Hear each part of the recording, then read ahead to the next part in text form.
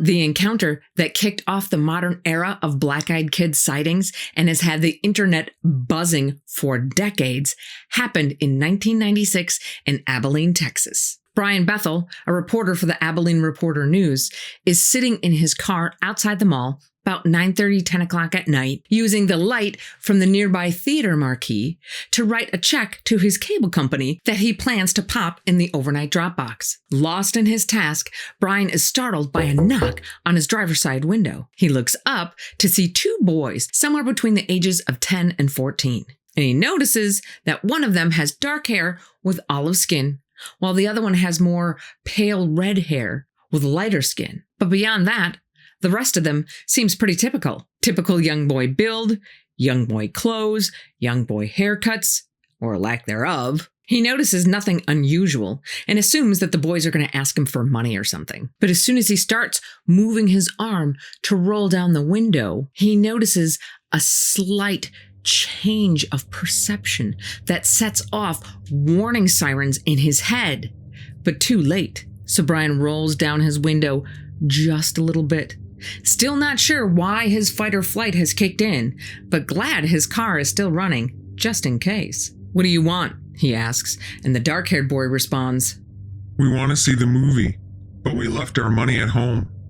Can you help us out and give us a ride home so we can get it?" Brian feels the irrational fear growing, and he looks at the theater marquee and then down at the clock on his dashboard. The last showing of Mortal Kombat started almost an hour ago. If he gives these kids a ride anywhere, the movie will pretty much be over by the time they get back. And Brian is hesitant, the odd smile on the speaker's face making him nervous. His lack of response draws a round of assurances from the boys. "It won't take long. We're just little kids. It's not like we have a gun or anything." Brian notices that his hand is drifting toward the door handle.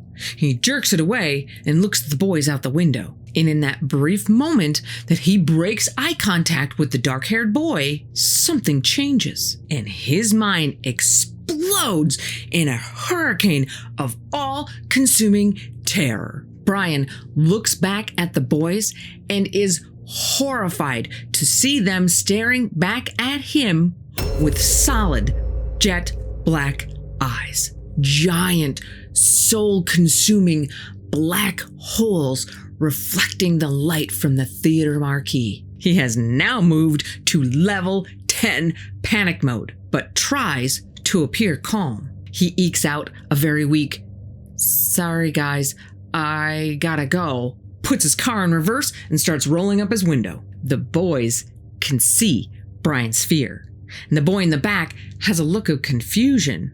But the spokesperson starts banging on the window sharply as it's rolling up, and with venom-tinged words says, "We can't come in until you tell us it's okay. Just let us in and we'll be gone before you know it." But the sight of those infinitely black eyes is enough to get Brian into action. He backs out of the parking spot and rushes out of the lot in a blind panic. Once back on the road, he steals a quick look in his rear-view mirror before he stomps on the gas. The boys are gone. And now, after years of reflection, Brian still doesn't know what happened to him that night. But he says there is one thing that he does know. A gut feeling that rises to the level of almost certainty. If he had given them a ride, he wouldn't be here to tell the story today.